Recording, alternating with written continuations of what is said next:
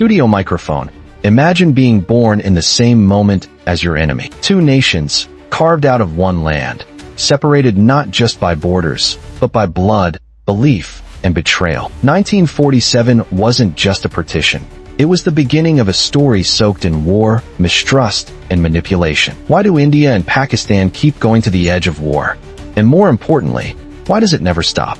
Today, we uncover the complete truth, past to present, and what the future could hold. The seeds of division. Before 1947, before there were two nations, there was one subcontinent. For centuries, Muslims, Hindus, Sikhs, and other communities lived under various empires, from the Mughals to the British. But when British colonial rule began to fall apart in the 1940s, a storm was brewing. The idea of Pakistan, a separate Muslim homeland, emerged through the efforts of leaders like Muhammad Ali Jinnah. But it wasn't just ideology. It was fear, insecurity, and a lack of trust between the Muslim minority and the Hindu majority Congress. When the British hastily announced partition, borders were drawn with ink, but they were carved in blood. Over 1 million people died in communal violence. Trains full of dead bodies crossed new borders. That was the birth of India and Pakistan through trauma. The wars that followed, 1947, 1965, 1971,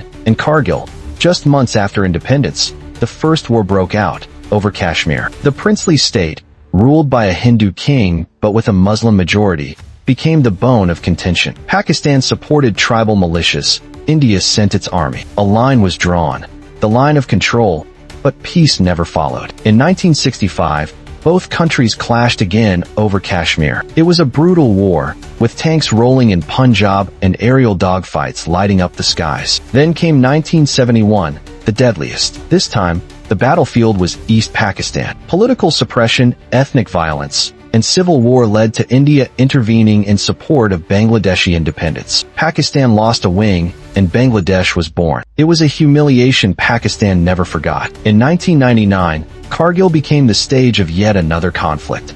Pakistani soldiers crossed into Indian territory in the icy heights. India retaliated hard. Though a short war, it reignited deep mistrust. In 1974, India tested its first nuclear bomb. Pakistan followed in 1998. Now, every skirmish, every airstrike, every border clash carries the risk of nuclear war. The world watches nervously whenever India and Pakistan trade fire. In 2019, after a terror attack in Pulwama, India launched airstrikes inside Pakistan. Pakistan responded with air power. For a moment, it felt like World War III was possible. During the Cold War, America and the Soviet Union used South Asia as a chessboard. The U.S. supported Pakistan to counter Soviet-friendly India. Billions in military aid flowed to Islamabad. When the Soviets invaded Afghanistan in 1979, Pakistan became America's frontline ally. The CIA, with Pakistan's ISI, trained Afghan mujahideen. But after the war,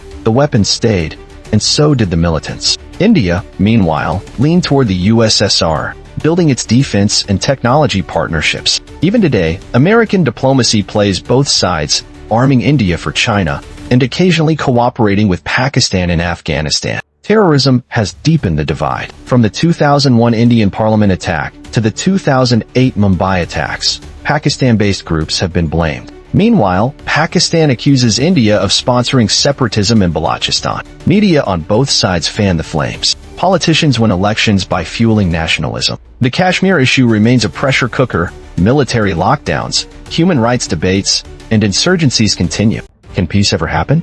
It's complicated. Yes, there have been attempts, Lahore bus diplomacy, Agra summit, back-channel talks. But every time something promising starts, a terror attack, a political shift, or a military clash resets everything. If Pakistan and India could resolve Kashmir, demilitarize borders, and focus on trade, South Asia could become an economic powerhouse. But until mutual trust is built, the cycle of hostility may never end. And now with social media, artificial intelligence, and cyber warfare, the conflict has gone digital. One viral video or false flag could lead to real bloodshed. Studio microphone.